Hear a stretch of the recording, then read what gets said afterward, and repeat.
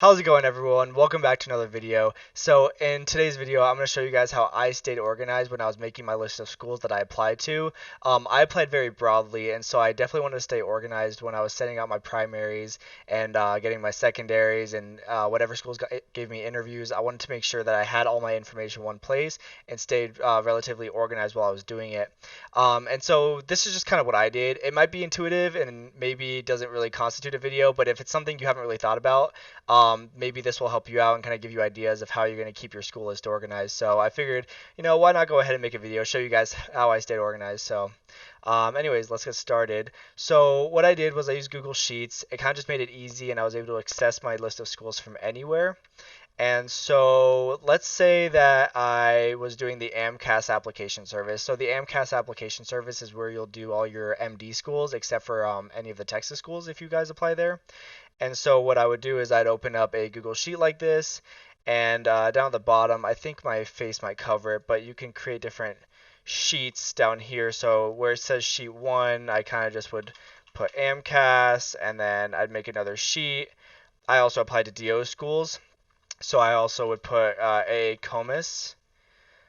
And then if you do the MD application for Texas, or it's MD and DO, I think it's all those schools. For the Texas schools, you'll actually do another one called, I think it's TDM SAS or something. I think it's that. I ended up opting not to do any Texas schools, and so I didn't actually end up filling anything out. But if you do, you're gonna want to kind of make one of those as well. And so what this does is it gives you different sheets all in the same Google Sheets document for your MD applications, your DO applications, and your Texas applications. And so first, what you want to do is you want to organize your school list. And what I did for that is I used the MSAR service that AAMC does. It's really, really helpful. I think it's like $27 for like a 6 month or a year membership for it. Super worth it, and you're gonna see why in a sec. So I'm logged into my account. I'm actually not sure if I'm technically allowed to record this since it's something you pay for, but I don't know. We'll see how it goes.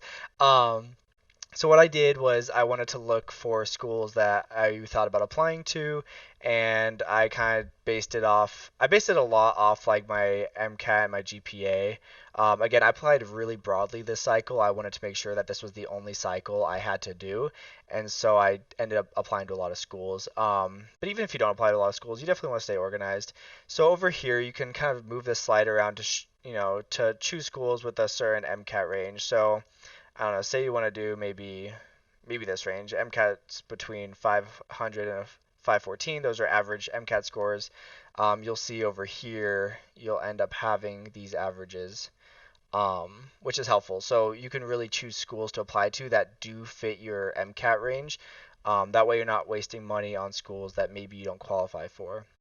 And what's really cool is that you can put schools in your favorites list. So let's go to my favorites list. And these are a lot of the schools that I did send primaries and secondaries for.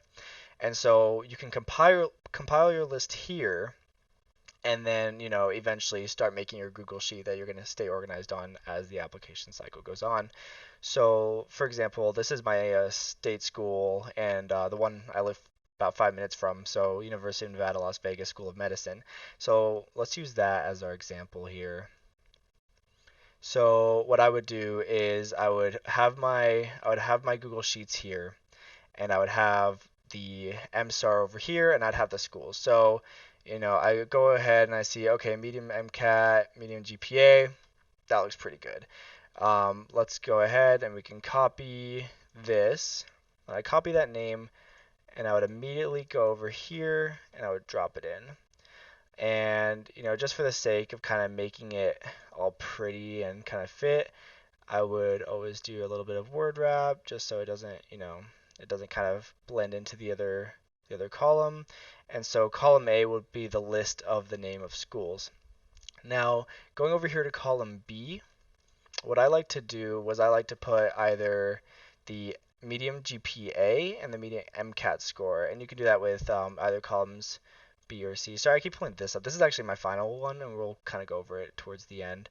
We're just going to work on this one from scratch for right now. And so say on the medium MCAT, it's a 509 for this school. you can go ahead and you can type in, all right, 509, and so you know that for UNLV, the average MCAT was a 509, and the average GPA was a 3.75.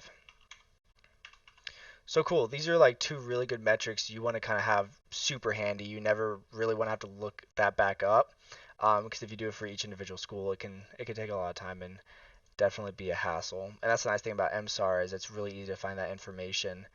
Um, and so that's good. So this medium GPA, this is the cumulative GPA. A lot of schools, actually, I think all of them, or at least most of them, they'll look at both a science GPA and a cumulative GPA. And so if you scroll all the way down, you'll actually get some good information about that. So like right here, you see this MCAT range. So you can see, yeah, people with 503s managed to get in. The high was a 517, and then you have that average of a 509. So it's really good to see that, make sure your MCAT falls within that range so you're not kind of throwing money at a school that might not really, look at your application and you're just going to end up getting screened out. You don't really want that to happen. But if we go down a little bit further, you're going to see these GPAs. And so right here you'll have total GPA 3.75 and you'll have a science GPA 3.69. Usually the science GPA always tends to fall a little bit lower than the total GPA because in the total GPA you have a lot of those kind of easy A courses that kind of buff up your GPA. So for me personally, my science GPA is actually it's actually significantly higher than my total GPA. And so for me, when I made my school list, I didn't really write the science GPA in. I just did the total GPA, knowing that my science was higher than the total. But if you want, you can go ahead here, and it was a 3.69. You could make another space, and you can type in 3.69, and that way you have total GPA, and then you have science GPA, which that's something you can do. Again, on mine, I didn't do that, but that's a really good idea for those of you who want to make sure you have both of them on there. So now you have that information. Um, and so on this column D, the next column, what we're going to do is that's where I put my letter of recommendation information. So when you go on to AMCAS and you select all your schools and it's time for you to send your letters out to them, you have to send each of your letters individually to the school. So you go down to the school that you selected, that you sent a primary to from AMCAS, and you have to select the specific letters of recommendation you want. So it's really, really helpful to have a column on this school list that reminds you exactly which letters to send out, because then when you have all your schools on this list and you have to send them out, you don't have to spend a bunch of time searching the internet to see which letters you have to send them. You've already kind of compiled that information, and that information is going to be here. So here for UNLV, it says minimum number of letters accepted, maximum numbers of letter accepted, and it says MCAS letters, additional information not available. So a lot of the time on this MSAR application, you're going to be able to see which letters are specifically required. So if you need like one science, one volunteer work, one physician, a lot of times it will say. UNLV is a lot newer of a school. I think it's about 3 years old now, so they just don't have that information yet. But I know it's between 3 to 5 max. And so what I do is I will type in minimum of 3 to 5. So I know that the max is 5. Now, what I like to do is I don't just like to leave it off there. So if I couldn't get the information on MSAR, what I'll do is I'll go to Google and type UNLV medical school letter of recommendation requirements. Because this is the information you want to have on the spreadsheet. You really don't want to have to go look for it later when it's time to send out all your applications. And so you're able to see all medical school websites. You'll be able to find this information if it's not on MSAR, what type of letters of evaluation are required. And so UNLV says 3 to 5 will be accepted. Individuals who know the applicant well. The medical school does not require a specific kind of letter. So I'll do non-specific. So that way I know when it's time to send out my letters, it's super easy and I can just select 5 of them. So say I only have 5, then I would just select all of them. But maybe I have 6 and I have 5 that I specifically want to send. Normally what I do on my list is I'll say times one doctor. So I know to send my one doctor letter of recommendation, and maybe I'll do times two professor, and then so I'll send both my science professor recommendations, maybe one research mentor, since that was another one of my letters, and I'll do one volunteer letter. Volunteer. So that accounts for 5 total letters, and it reminds me which one specifically I want to send. So that way, when I do want to send them through AMCAS, all I have to do is go onto this list and be like, okay, these are the 5 letters I'm going to send. Click, click, click, send them off, and you're done. Um, and again, having all this information in one spot, you're gonna notice is so helpful. Especially when it comes to sending your primaries. So you have all your schools, say there's like a bunch of them down the list, and you have all this information, and you've sent out all your primaries, and now you're waiting for secondaries. So say you start getting your secondaries back, what's going to happen is the school will email you individually. So it's not going to be through AMCAS. It's going to be specifically through the school, and they're going to send you a portal that has like they might give you a username and password. Sometimes they'll ask you to go to it and make your username and password using your email, but they're going to give you a link. So I don't know, just www. Secondary application. It's going to be a different link for every single school, which is another reason why I made a spreadsheet like this, because you're going to have so many links. And if you just keep them all in your emails, and every single time you want to go and work on a secondary, you have to go in and work on those emails, it's gonna use a lot of time, and you're gonna see that. So I always take the link to the secondary application portal and I just kind of throw it in here. And then when I make my username, I'll go here and I'll make my username whatever it is, and then I'll do my password, and I'll be like, I don't know, just password. And so now you have your username, your password, and the link to the secondary application all in one place, which is super helpful. That way, when it's time to work on your secondaries, you can go here and just click on the link. So that's what I'd usually do for E. Now, F is really important. So F is where I put additional side notes. And so say I've made my username and password, which is, I'll know if I've made my username and password if I have the information here. But say I went ahead and started drafting my secondary applications. What I'm going to do then is I'm going to make notes here. So say I have the essays drafted. Say I've actually written out the essay for the secondary application. I'll say essay drafted. Or maybe I didn't start drafting the essay, and I'll say made account for the application. Essay prompts are on a Google Doc. Have not started yet. And again, I always like to word wrap this. So what does that mean? So what that means to me and my organization was that I've made Google Docs for the secondary application essay prompts. That way I can access them anywhere, and so whenever I have downtime or free time, maybe I'm at work or something, I can kind of pull up the doc and start working on it. And what I'm actually looking at is, let's do Google Docs login. Or let's do Google Drive. Google Drive login.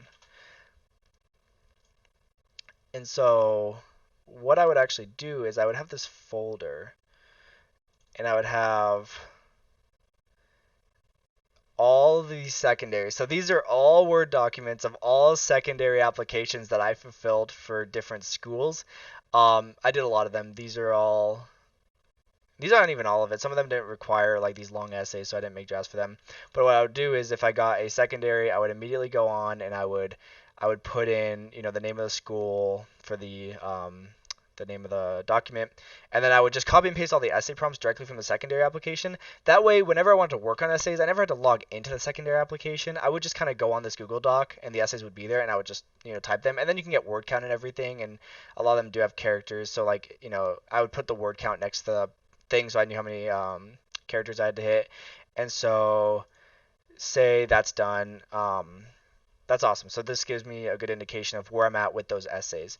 And so let's say essays are drafted. Essays are drafted, and I'm technically ready to submit it, but maybe for one reason or another, I haven't submitted it. Maybe I want to review it again. So at this point, what I would do is I would start color coding things.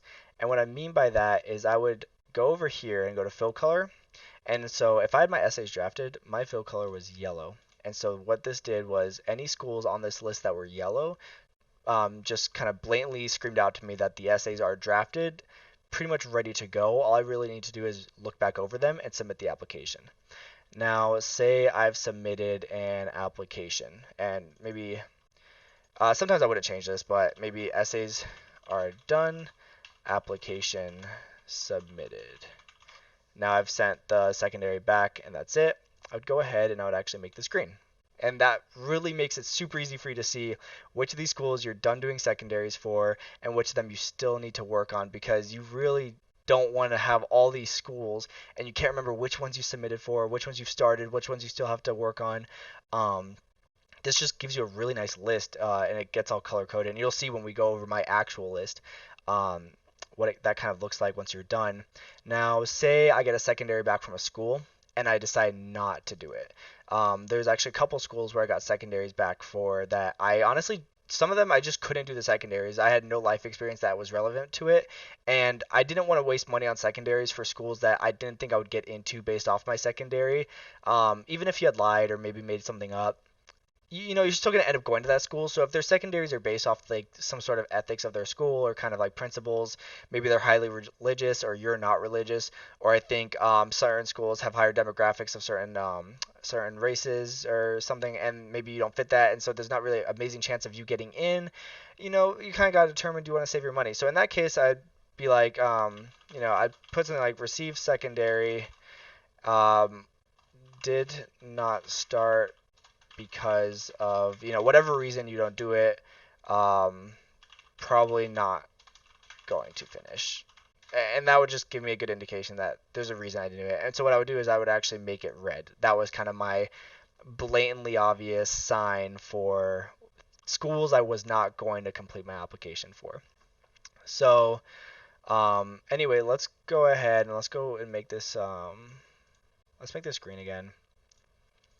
And let's say okay, I submitted application on I don't know, today's like the 15th, and so that's submitted, and now I'm waiting for an interview. And now say I got an interview, say I managed to get an interview, and I have an interview scheduled on, I don't know, let's say October 1st.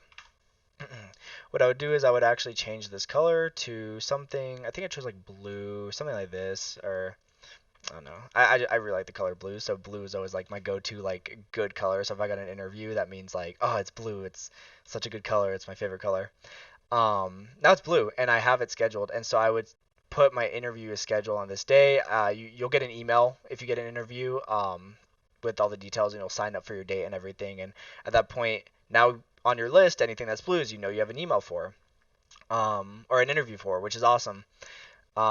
And then some schools will actually put you on a wait list.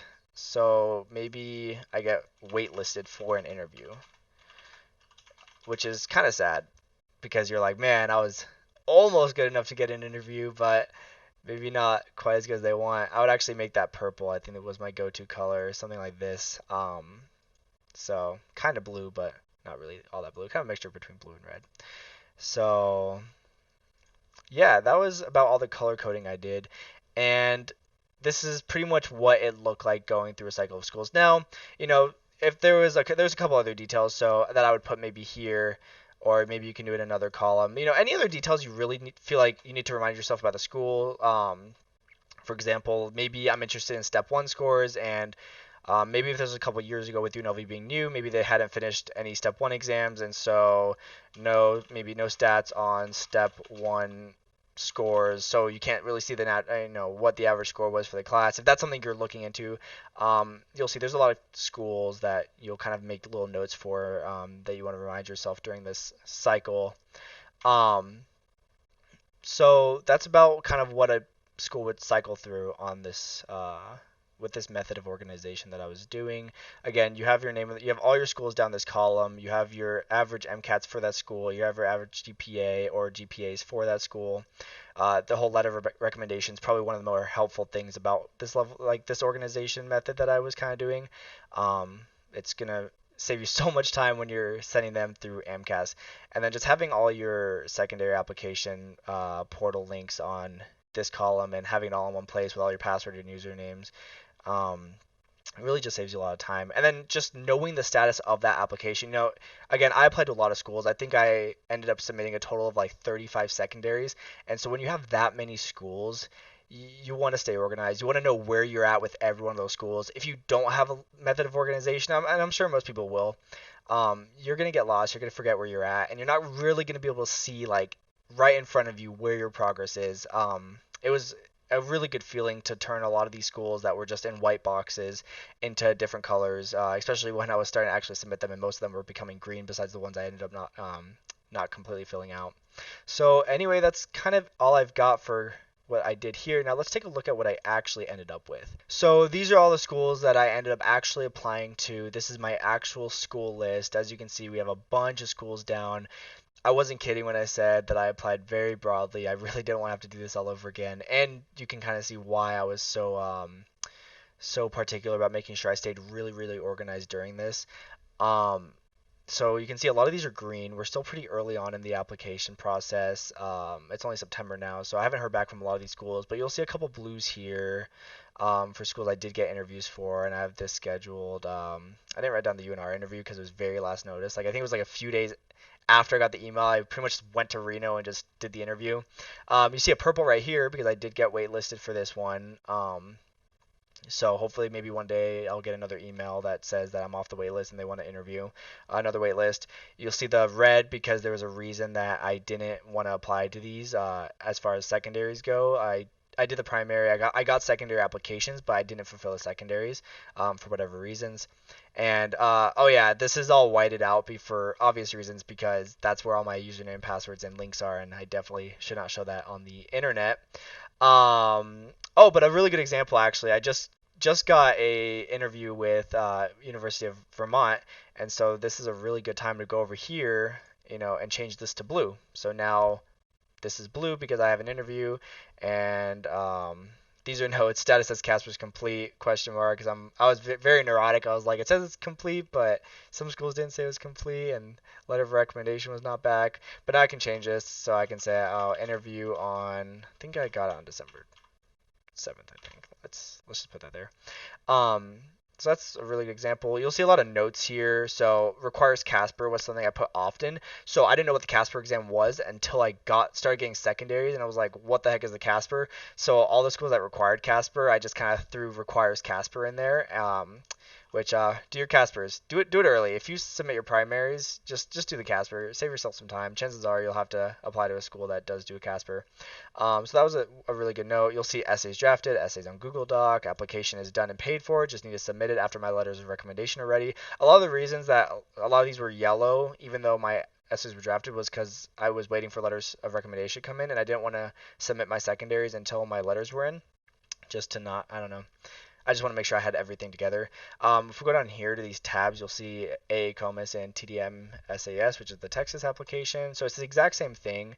Um, so the DO schools are not on MSAR, so you'll actually have to go on each individual website to find their average, GPA, or I mean MCAT, and then GPA, and then the letters of recommendation. But I don't know, you do it early on. Do it when you're selecting the schools. If you do end up using the DO application service, it doesn't take too much time, and you'll thank yourself later, just by knowing that, and a lot of the same information.